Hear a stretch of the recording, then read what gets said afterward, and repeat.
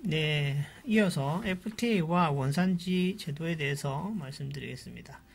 FTA는 Free Trade Agreement라고 해서 자유무역 협정입니다. 자유무역 협정은 협정국 간의 원산지를 근간으로 하기 때문에 원산지 제도와 아주 밀접한 관계가 있다라고 보시면 될 것 같고요. 이 자유무역 협정은 물품과 서비스, 기타 등등의 교역을 함에 있어서 무역 장벽을 아예 없애버리자라는 취지에서 만들어낸 국제협정입니다. 자, 경제통합의 단계고요. 다음으로 넘어갈수록 점점 더 무역의 제한, 장벽이 없어진다라고 보시면 될 것 같습니다. 자, 자유무역 협정 말씀드렸고 관세동맹이 있습니다.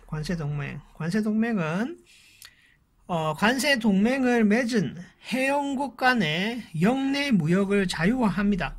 플러스 역외에 회원국 외에 역외에 있어서의 관세율도 공동 관세율로 역내 국가들이 이렇게 공동 보조를 해가지고 공동 보조를 해서 무역에 있어서 조금 더 지원을 하는 그런 개념입니다. 자, 공동시장입니다. 공동시장.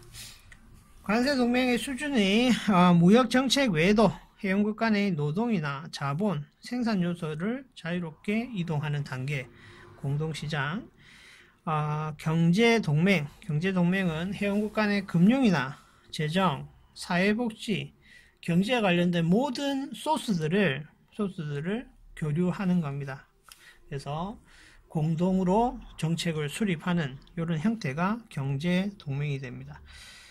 자, 그리고 완전 경제통합입니다. 이거는 FTA에서 가장 원하는 것이 될 것이고요. 회원국들 간의 독립적인 경제정책을 완전히 없애버리고 단위 경제체제에서 아주 자유롭게 한 나라인 것처럼 교육할 수 있는 단계, 그래서 초국가적 기구를 설치하는 단계다 라고 이해하시면 될 것 같습니다. 넘어가겠습니다.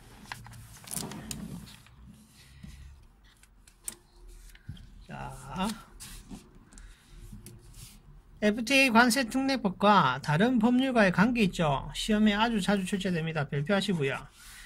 자, 협정, FTA 협정, 그 다음에 FTA 특례법, 다음에 관세법, 세 개가 상충이 되면 1순위가 뭐다? FTA 협정이고 2순위가 FTA 특례법입니다. 그리고 3순위가 관세법이 됩니다.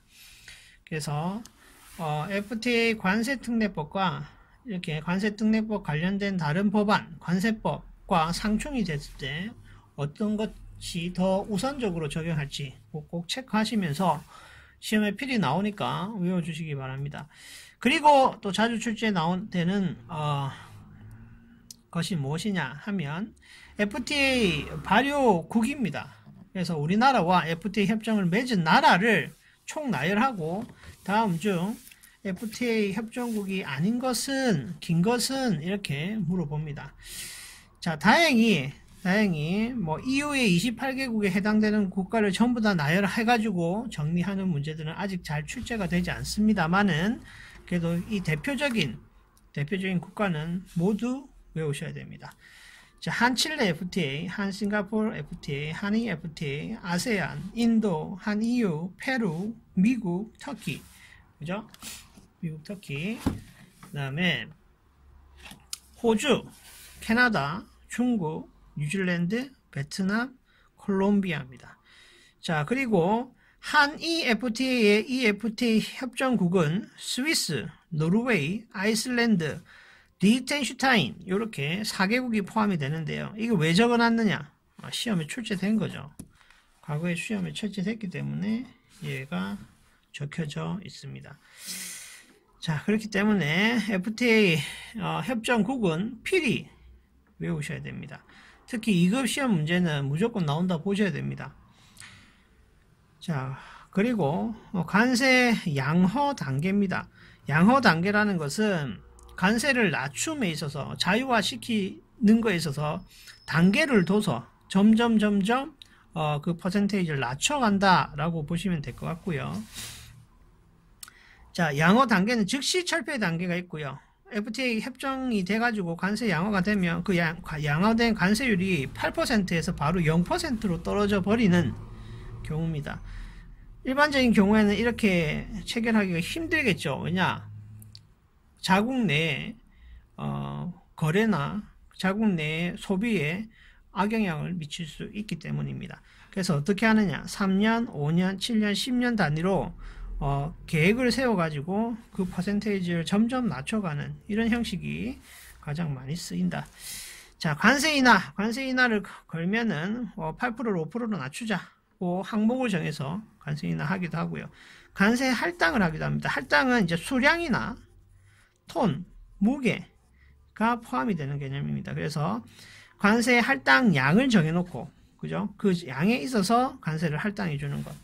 할인을 해주는 겁니다. 그래서 냉동 고등어 같은 경우에는 연간 5,000톤에 한해서 무세를 적용하겠다 하면 그 나라와 협정이 되었다 하면 그 관세를 무세 적용 5,000톤까지만 해주는 겁니다. 양호 제외입니다. 양호 제외. 양호가 제외되면 그냥 관세 그대로 받습니다. 자, 그리고 협정 세월의 적용 순위 나와 있고요. 협정 세월의 적용 순위라는 것은 관세법을 우선적으로 이제 적용을 하는데 관세법보다 먼저 선행해서 적용해야 되는 것들이 뭐뭐 있다. 앞에서 다 봤죠? 앞에서 다 봤습니다. 협정 세율들이 관세법보다 먼저 적용이 되죠. 1순위죠. 그리고 FTA 특례법이 2순위고 그다음 관세법 3순위입니다. 자, FTA 협정이 추가적으로 들어간다 하면 관세법보다 우선 적용하시면 돼요. 우선 적용하시면 됩니다. 근데 그 적용이 적용 세율보다 높은 경우에는 적용 세율 자체를 적용 원 세율을 적용을 하게 됩니다. 우선적으로. 아니고 무조건 그거 상관없이 우선적으로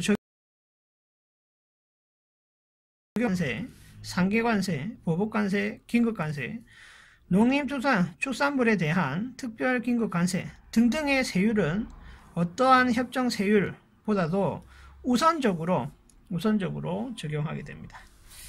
시험에 자주 나오니까 체크 잘 하시기 바랍니다. 자, 넘어가겠습니다. 자, 협정 관세 적용 신청입니다. 근데 협정 관세라는 것을 적용을 받기 위해서는 원칙적으로는 우리가 먼저 신청을 해야 됩니다. 신청을. 그래서 그 신청하는 방법과 시기가 시험에 자주 나옵니다. 그래서 협정 관세를 적용받고자 하는 사람은 수입 신고가 수리되기 전에 세관자에게 협정 관세 적용을 받겠다고 신청을 해야 됩니다. 그죠? 신청할 때 뭐가 필요하다? 추가적으로 필요하는 서류들이 있는데 그게 원산지 증명서, 그 다음에 뭐 경정청구서, 보정신청서 등이 필요하게 됩니다. 자, 밑에 보시면은요, FTA 관세특례법의 적용 조건이 있습니다. 적용 조건. 이것도 시험에 잘 나와요. 원산지 결정 기준은 충분한 물품일 것. 원산지 결정 기준을 충족하는 물건일 것. 그 다음에 채약 당사국의 사람 간의 거래일 것. 채약 당사국 간에 직접 운송이 될 것. 수입자가 세간의 원산지 증명을 꼭 하여야 되고요.